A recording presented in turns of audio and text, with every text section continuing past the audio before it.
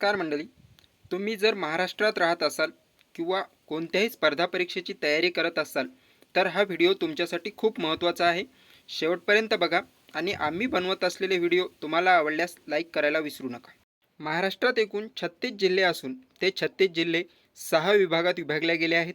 तर ते 36 जिल्हे कोणते व त्या जिल्ह्यामधील किती तालुके आहेत हे सविस्तर आपण या व्हिडिओमध्ये पाहणार आहोत. नांदेड जिल्हा 16 तालुके, यवतमाळ जिल्हा 16 तालुके, चंद्रपूर जिल्हा 15 तालुके,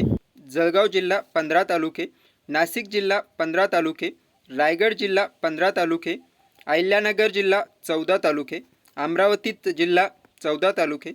नागपूर जिल्हा 14 तालुके, पुणे जिल्हा 14 तालुके, बुलढाणा जिल्हा 13 तालुके, गडचिरोली जिल्हा 12 तालुके,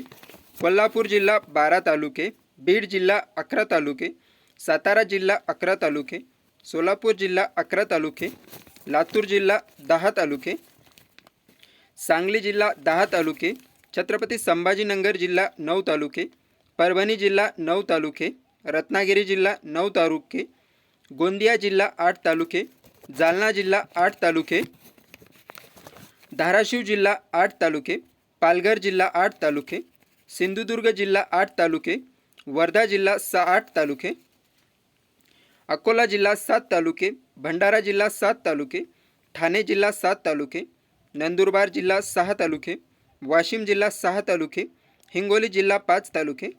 धुळे जिल्हा 4 तालुके, मुंबई उपनगर 3 तालुके आणि मुंबई शहर 0 तालुका.